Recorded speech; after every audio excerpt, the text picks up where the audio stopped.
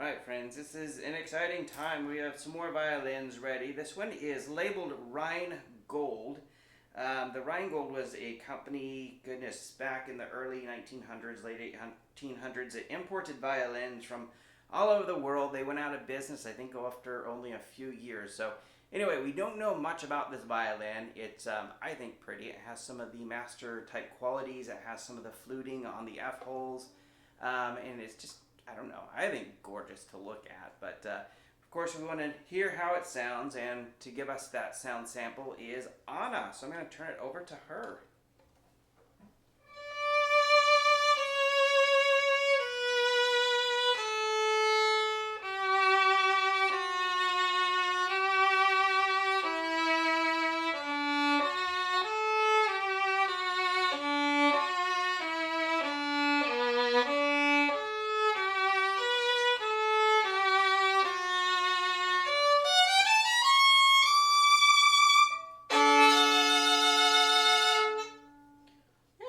Very good, very clear sound, easy to play, easy to navigate. Definitely a classically sounding instrument for classical players. I would say you can get quite a bit of nice tone out of it and projection. Sometimes you might feel like you have to work for it a little bit. I think in general it's a very in between. It can be a very smooth instrument that plays very gently and romantic. But it can also probably vary as the strings change. If there's a different type of string, you might get more of a brighter sound out of it. But it's definitely a quality instrument and very, very nice to play. Wonderful. I want to ask a couple questions here. So I hear you say easy to play. What does that mean to you, and how does a violin kind of feel in hand for those that are in internet land and can't put their fingers around it? So the sound responds very well to every move that I make. Generally, when I say that something is easy to play, it means that as soon as I'm on the string and I'm making a sound and I'm going towards like playing a certain note, the instrument doesn't squeak at me, it doesn't create any other sort of noises, it just responds. I get clarity from the instant the bow touches the string. So that's a clear sound to me. I don't have to like work for that. I don't have to shift my fingers. There's no squeakiness in between. My fingers have an easy time maneuvering and like moving around the string. It's also very light. So yeah, it doesn't feel like the strings are not too high, or there's nothing strange here or foreign for my fingers. Okay. It's just very easy for me to like move around. So for a newbie, kind of like me, it's a lot of things. It kind of speaks easy, meaning just almost like with little effort, you get a sound out of it. Yeah. The action, all the setup, it sounds like it's right. So Yes. it's kind of on the money and just makes your job easy, i.e. it's an easy to play violin. Yeah. So It was just slightly out of tune because of the, we played around with the sound post a little bit, but that's fine. For those online people, so this is our first iteration of trying the violins. This violin at first favored some lower tension strings, and the lowest tension strings I could find even lower tension than dominants were the Fiddlerman strings of all. So these actually have on Fiddlerman strings.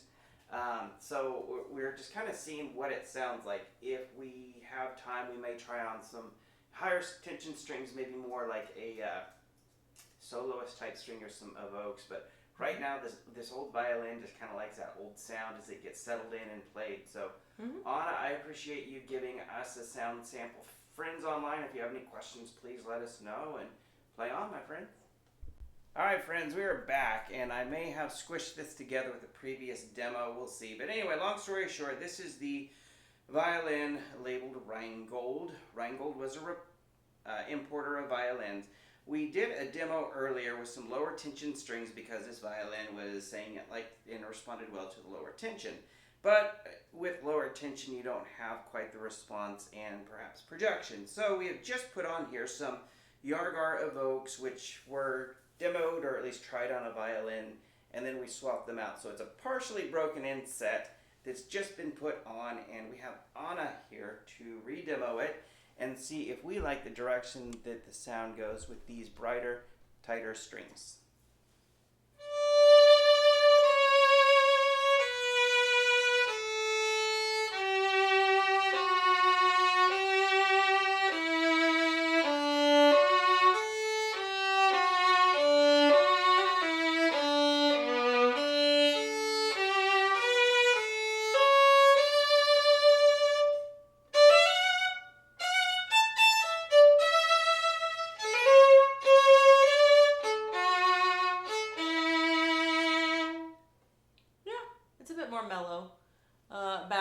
It's not as bright. It's a bit more calm and tame.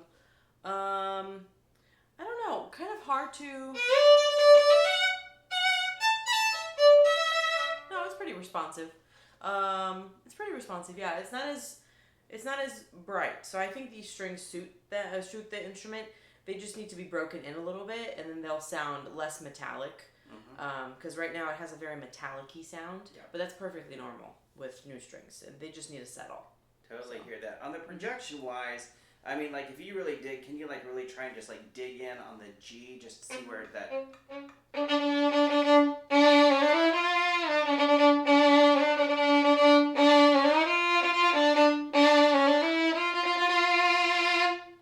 Yeah, you can get some power out of it. You'll have to try.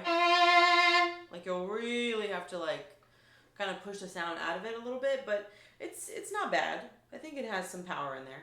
Okay. And that may just be a setup issue. Again, this is just Could our be. first time trying this. Soundpost may try a different tailpiece. I mean, there's a million adjustments that can be done on a violin. So we may bring this one back. And we may actually try on some even tighter, higher tension strings. So we'll see what responds well. We may even try some of the Peter Enfield. So anyway, well, thanks for obliging here, Anna, and thanks, online friends, for listening to a different set of strings on this lovely, old, and beautiful violin. Play on, my friends.